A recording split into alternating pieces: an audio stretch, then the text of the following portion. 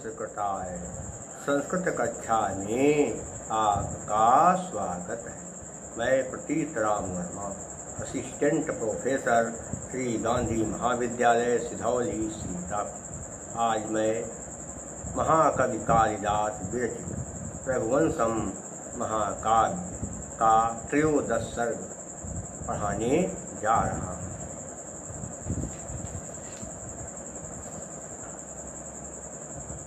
ये माना जाता है कि प्राचीन काल में पहाड़ों के भी पंख होते थे और पहाड़ उड़ते थे, लेकिन जब पहाड़ उड़ते उड़ते थक जाते थे तो उन्हें जहाँ मौका मिलता था वहीं पर वह बैठ जाते थे, आराम करते थे।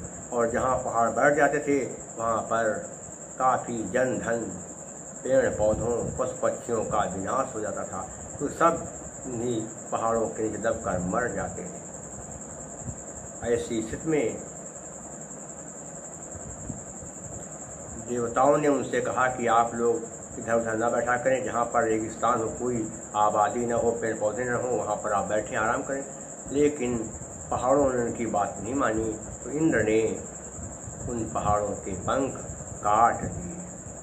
भगवान राम कहते हैं सीता से कि हे सीता, जब इंद्र पहाड़ों के पंख काटने लगे तो पहाड़ अपनी जान बचाने के लिए इसी समुद्र की शरण में आए थे और समुद्र ने उनको अभय दान दिया था। उसी का वर्णन भगवान राम सीता से कहते देखिए। पच्छिदा गोत्र विधात गंधा शरणिमेनम सतसो महेभ्या नृपायुवोपप्लविनः परेभ्यो धर्मोत्तरं मध्यममाश्रयन्ते। पच्छिदा माने पंखों को काटने वाले, गोत्र विधा माने होता है कि जो है पर्वतों को के पंख काटने वाले गोत्र विधा का क्या हुआ? इंद्र भगवान। आर्तगंधा पराजित कर दिए गए। शरणयम मैं शरण देने वाले, एनम मन इसके, सतसो नहीं सतसह महेभ्या, हथिचा के नियम से विसर्ग का बना, फिर सा में आ है इसलिए अवा के बाद आध गुणा से उसका वो बन गया सतसो। सैकड़ा माने सैकड़ों, कहते महेभ्या माने पहाड़, नृपा माने राजा, यू माने जैसे, उपप्लविना माने उपद्रवी, परेभ्या माने शत्रुओं से, उपप्लविना माने भयभीत या परेशान, परेभ्या माने शत्रुओं से, धर्मोत्तरम धर्मपरायण या धर्मात्मा राजा की, मध्यमम अर्थात तटस्थ राजा की, आश्रयन्ते माने सहारा लेते हैं, आश्रय लेते हैं।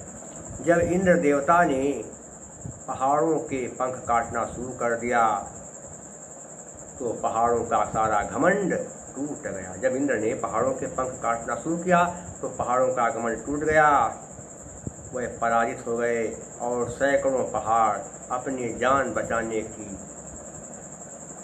चेष्टा में या अपनी जान बचाने के लिए इसी समुद्र की शरण में आए। सैकड़ों पहाड़ अपनी जान बचाने के लिए इसी समुद्र की शरण में आए। जैसे जब प्रजा दुष्ट राजा के आचरण व्यवहार से परेशान हो जाती है तो प्रजा धर्मात्मा राजा की शरण में चली जाती है। जब प्रजा दुष्ट राजा से परेशान हो जाती है तो धर्मात्मा राजा की शरण में चली जाती है। वैसे ही पहाड़ भी समुद्र की शरण में आ गए। ये हो गया। जैसे क्या है, युवोपप्लविनः, युव धन उपप्लविनः, वा में आ उसके बाद आध गुणा से उसका वो बन गया, यू। धर्मोत्तरम में भी वही आध गुणा, धर्म धन उत्तरम बन गया, धर्मोत्तरम ऊ का वो बन गया। और थोड़ा क्या देखेंगे इसमें जो है समास प्रक्रिया जो है वो कहाँ पर क्या कैसे बनेगी, उसको थोड़ा ध्यान देना है कि कैसे क्या पर होगा। आतगंधा, आतगंधा का अर्थ क्या हो गया कि तिरस्कृत हो गए हैं जो है, आतगंधा ए ते। इसके अलावा क्या बनेगा? धर्मोत्तर में धर्म उत्तरीयस्ति, यह सह, वो भी समास बन जाएगा। इसके अलावा समास कहाँ पर, वो प्रत्यय कहाँ में देखेंगे, कौन से प्रत्यय कहाँ पर। शरण्यम में क्या होगा, हो जाएगा शरण्यम में यथ प्रत्यय बनेगा। इसके अलावा दूसरा देखें क्या है, इसमें प्रत्यय कहाँ पर बन सकता है। सतसह में सत धन, सत प्रत्यय है, लेकिन कोई जरूरी है नहीं पढ़ना आपको। इसके अलावा और क्या देखेंगे, इसमें गोत्र विदा में क्युप प्रत्यय, कौन सा क्युप प्रत्यय है। इस तरह से प्रत्यय हो गए। अलंकार कौन सा है ध्यान देंगे,